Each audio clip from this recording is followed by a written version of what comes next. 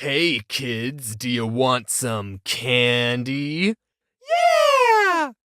No, kids! Never accept candy from strangers! Don't you know candy can cause cavities? Next time a stranger offers you candy, just think about all the cavities you'd get. This message brought to you by the Dentists of America Association. You've all heard the phrase stranger danger, right? Probably a parent/guardian taught you that you should never trust strangers. And that's really solid advice because you're just a dumb kid who doesn't know what a pedophile is. But all those parents/guardians grew up without the internet. And, the internet is full of strangers. And I'm one of them. How much do you really know about me? I'm a math education major. I want to be a math teacher. Is that I used to have a speech impediment when I was little. I think it was the Halloween after the bunny, and that's why I'm a furry. I, James, was a bedwetter until I was 8 years old.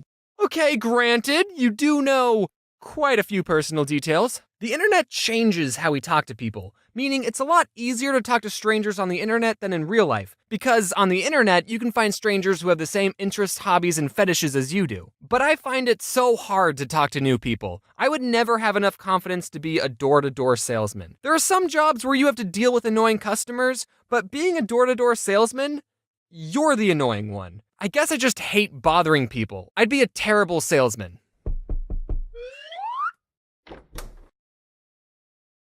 What? Do you have a water filter? Yeah.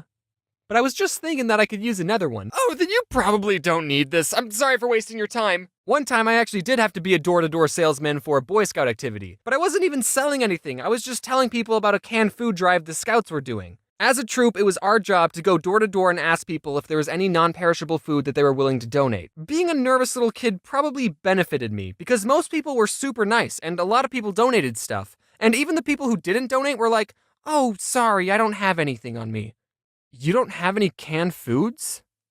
Well, dude, that's perfect. The house next door just gave me some. Here, these are for you. But there were two houses I went to that I still remember to this day. One guy pointed to his no soliciting sign and asked me if I knew what it said.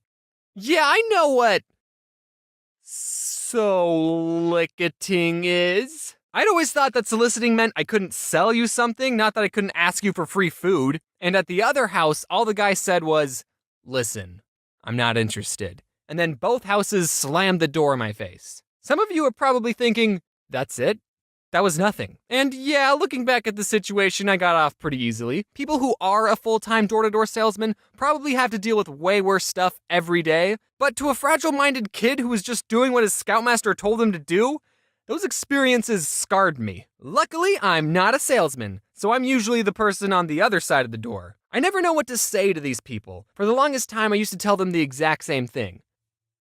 My mom's not home. But one day, that's not going to work. So for now, I just have to pretend that I'm interested, tell them I'll give them a call, and then put their pamphlet into the pile. My grandma, however, would, treat these door-to-door salesmen very differently. You see, my grandma is known as the nicest person on the planet, so she would invite these salesmen inside, offer them a glass of water, and then show them pictures of her grandkids. I'm not exaggerating. One time I was at my Gram's house just playing some video games, and this person, an adult person I'd never seen before, just started watching me play. Are you one of my cousins? And then my grandma handed him a big cup of water filled with ice and a straw. They talked for a bit. He left, and I asked, Gram, who was that? Oh, it was someone just trying to sell me a vacuum cleaner. But salesmen don't have it the hardest on the doorstep. There's also Jehovah's Witnesses and Mormon missionaries who are literally trying to save your soul. I can't even get mad at these people because if you had the secret to eternal happiness, wouldn't you be telling everyone in your neighborhood too? They're trying to do good and all, but whenever they show up, hello, do you have time to be baptized? Oh, sorry guys, but you're wasting your time. You see, I'm an YouTuber, so I'm not going to heaven. Here's a story that's a prime example of me failing at talking to people. I had just finished grocery shopping at Walmart, and this isn't important to the story, but Adam from Something Else YT was there. Hello. Walmart's where I make friends. I was walking to my car, and I started eating an Uncrustable frozen PB&J sandwich that I bought, and this guy drives up to me and yells, "Man, you're not even waiting to get in the car. You're just eating that thing up."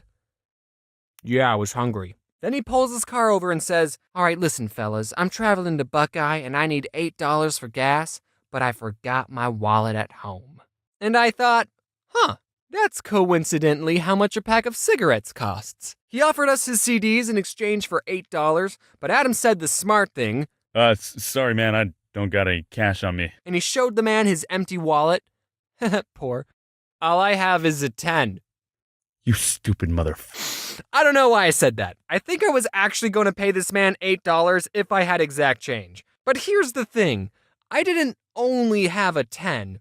I also had a 20. The guy saw my cash and said, "Man, all you have is a 10. Nah, man, I see you have a 20. And then he raised the price of his CDs from $8 to $30. Like I said, I should have handled the situation differently. If I was going to give him money, I should have given him a 10 and said, "Now give me $2 back." But he had a solid argument. He said, if there were 20 dudes who all tried to jump you, I'd have your back. Now that's not a bad price for a Walmart parking lot bodyguard. You know, man, you gotta realize that money is just an object.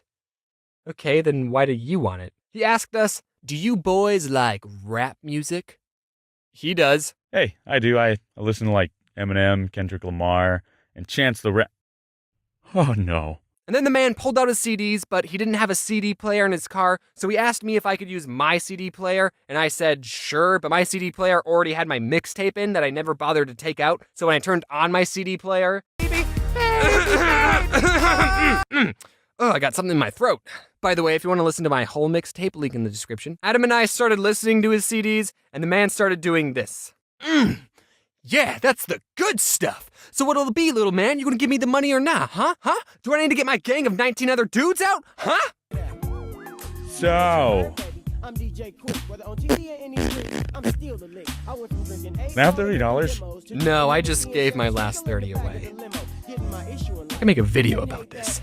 Yeah, I ended up giving the guy my $30. Honestly, I didn't get the meth head drug user vibe from him. He was more of a goofy dad who just needed $30. And after I gave him the money, he thanked us, saying things like "God bless you," and talked about how much he was going to miss his CD. But turn the music down, I miss it already. Now, was I scammed out of $30 and secretly this guy is laughing to himself that he sold a used rap CD to a white boy? Yeah, that definitely could be a possibility, but I hope whoever this guy is, that he pays the good deed forward. And I hope you made it to wherever you need to be.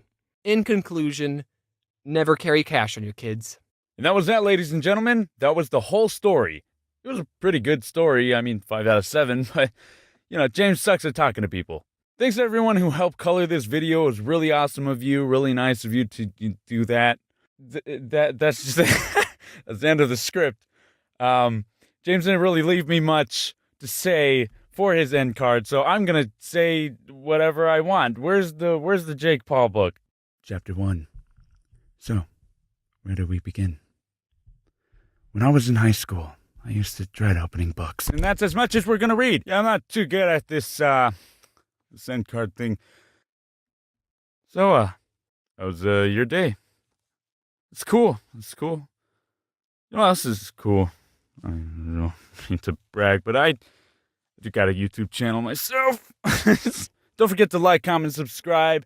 Comment down below your favorite part of the video. Like that smash button. And as always, wear your stay hydrated.